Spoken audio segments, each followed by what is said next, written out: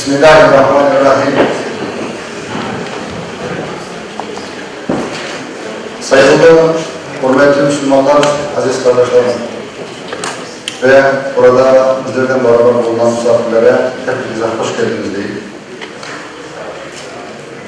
Elbette ki ana vatanda bugün buradaki yaşayan temel halk, Kırım Tatarları ne güzel ki bugün 20'ye yakın bütün Hapşehir'den medyalarımız, büyüklerimiz, yazıcılarımız hepsi burada. Çünkü bir milletin ve bu toplumun takdiri kendilerine verilmiştir. O sebepten burada toplanmamızın, bugünkü milletimizin bütün önde gezen, mesuliyet taşıyan insanlarına elbet zaman gelmiştir. Ne olacak, nasıl edecek, ne düşünecek, hangi yoldan gidecek, nasıl karar alacak? Elbette ki milletin kendi takdiri elindedir. Onu da millet kendisi çizmek gerekir. Milletin yerine kimse bunu karar alamaz. Onun için millet kendisi mutlaka o kararı alacak, o yola girecek, bir yoldan gitmek istiyor diye o hayatı kendisi üzecektir. Ben sizlere 1,5 senenin içindeki az da olsa tanış yapayım. Müftülüğümüzün bugün çalışmaları. Şükürler olsun Mevlamıza. Bugün devlette çalışan insanlarımızdan sağ olsunlar diyeceğim. Çünkü din esnasında, din yolunda müftülüğümüze çok yardım etmektedir. Müftülüğümüzün dinimizin yıkılmaması için elbette ki hepimiz çok gayret etmekteyiz. Bugün bütün camilerimiz çalışmaktadır. Camiler kurulmaktadır. Medreselerimiz çalışmaktadır.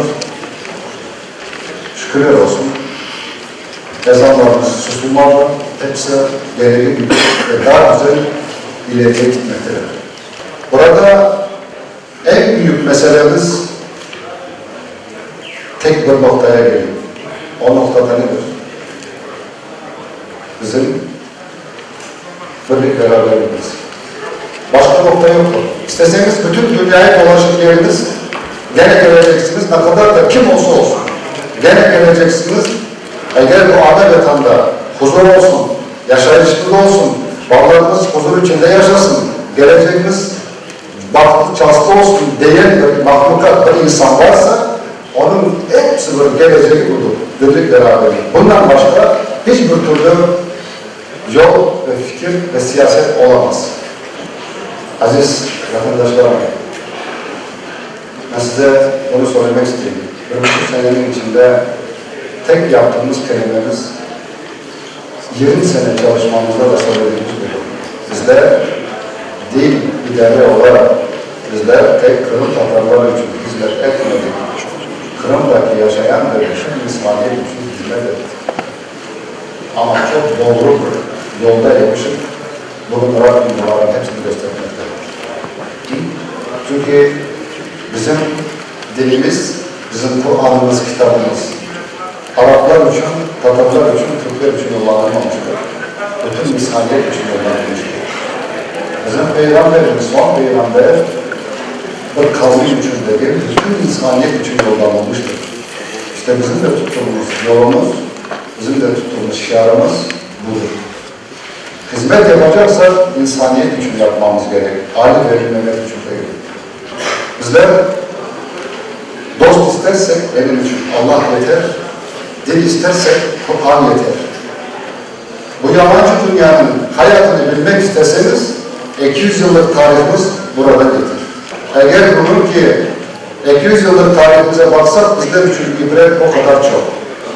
Bugün ana vatanımızdaki yaşadığımız bütün 300 bin halkımız bunu çok yaxşı bilmek gerekir. 200 yılın içinde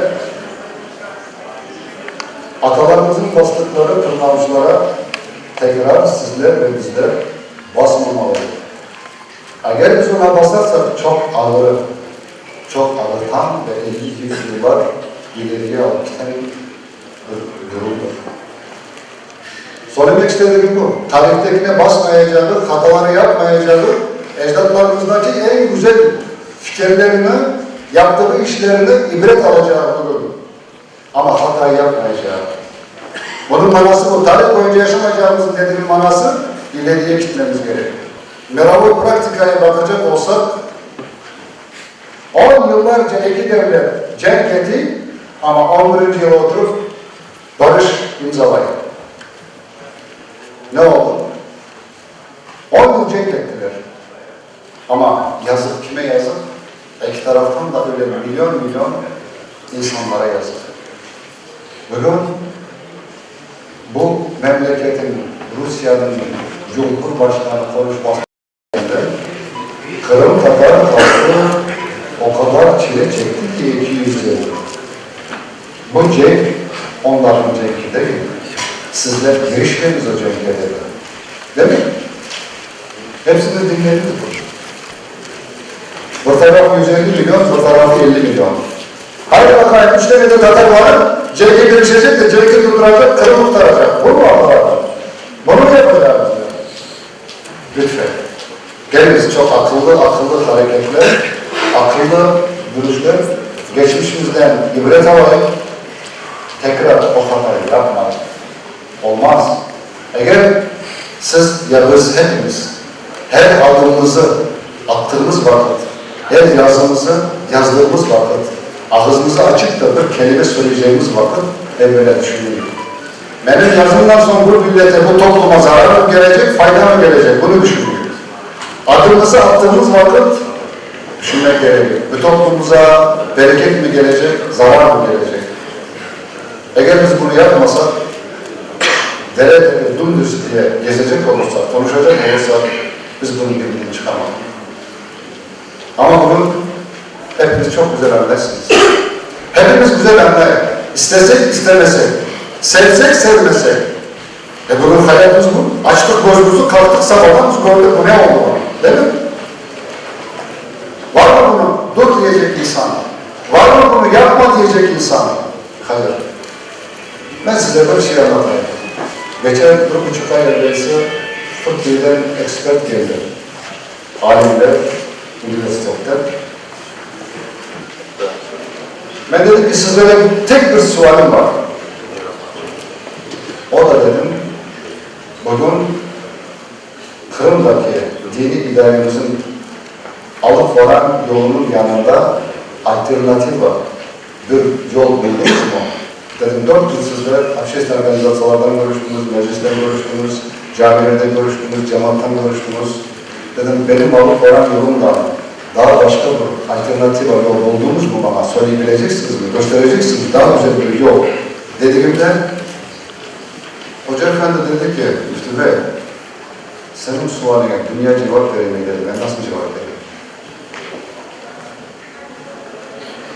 Bunun manasındayısınız bilmez. Çünkü bizim müftülüğümüzün bugün vazifesi ve vazifemiz tek barışa çağırmak. Tek barışa çağırmak. Eğer bugün benim ana vatanımda benim anamın gözyaşları tökülecek eğer, benim buradaki milletimizin kanı tökülecek eğer, bütün dünyayı barışlasalar, benim için zerre kadar gelirim yoktur. Zerre kadar. Bunu yaşadınız. Siyasetçiler ne düşünürler? Ben ona karışmam. Ben karışmam, ben istemem. Bu milletin 200 yıl burnunun üstüne sürekli gezmesi yeter artık. Daha ne kadar sürüneceksiniz? Daha ne kadar sürünecek?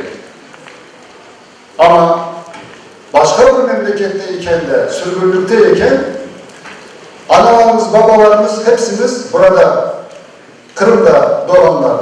Ne derdiniz? 5 dakika otursalar ah Kırım, ah Kırım. Tamam Kırım'a gelin. Yani nereye kaçmayı düşünecek? Söyleyiniz bakalım. Nereye gitmeyi düşüneceksiniz? Nereye gitmek için güreş yapacaksınız? Nereye kaçmak istiyorsunuz? İlle ve tam değil mi bizim atalarımızın ağladıkları, bağırdıkları? İlle ve tam değil mi? Vatana geldik. burada çivi bir mık kapacak olsanız kendi vatanınızda kapınız. Bir kazık kapacak olsanız kendi toplumunuza, kendi vatanınızda kapınız. Bunu yaşayınız. Bizler anlamasa, bizler yapmasa bunu kimse yapmayacak. Ama ben gene söyleyeyim size, siyasetçiler yapsın yüksek mertebede. Biz bugün ana vatanımızdaki yarın geleceğimiz, yaşayacağımız, konuşacağımız hayatımızı düşünmek mecburiyetindeyiz. Bugün en büyük stres çeken bugün 91'den bir arada olan gençlerimiz. Ben geçen de Çatırdağ'a çıkmak için oraya dua etmeye varmıştım. Gördüm, şaştım. Benim yaşımdaki 5 tane insan yok orada. Hep, bütün genç, delikanlılarımız. Elbette onlara çok kıyım. Onlara çok ağır. Bugün böyle 23 sene bir bayrağı böyle yaşamışsa sabah artık başka bayrak altında doğduk, uyandık. Bu acayip. Ama şimdi alışırız. İnsan öyle bir mahlukattır ki zorluğa da tez alışır, kolaylığa da, güzelliğe de tez alışır.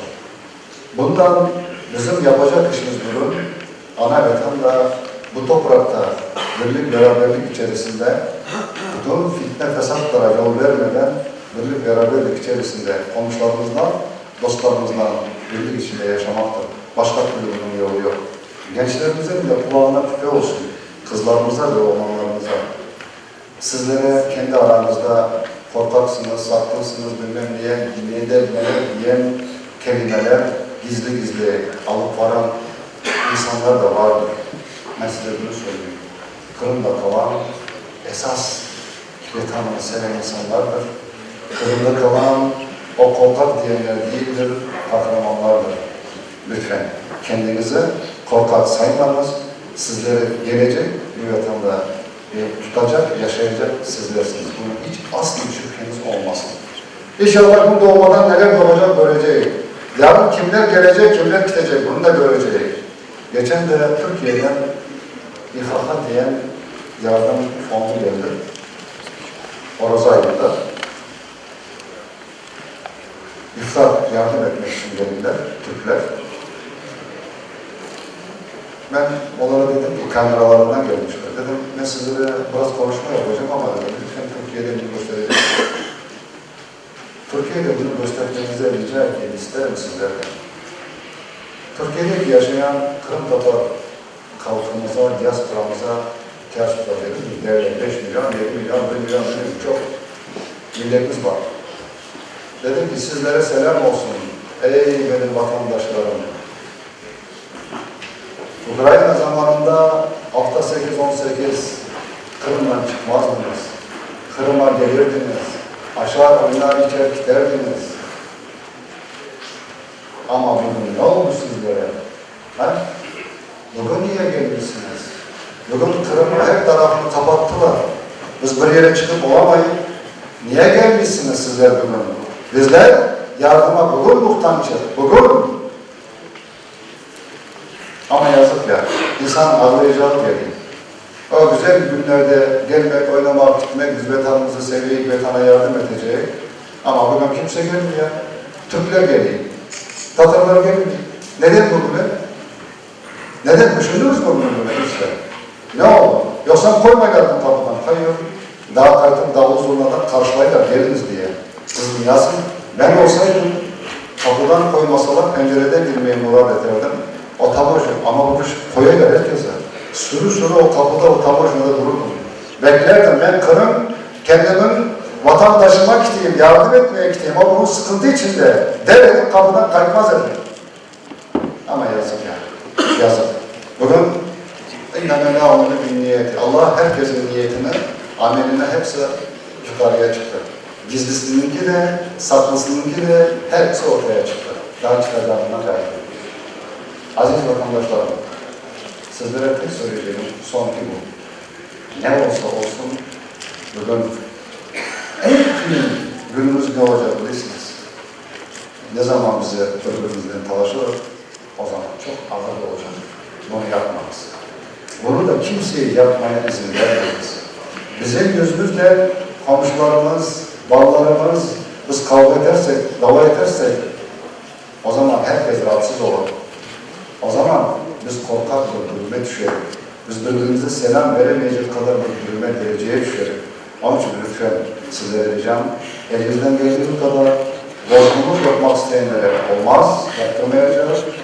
Dava çıkarmak isteyenlere de koymayacağız. Allah hepimize razı olsun.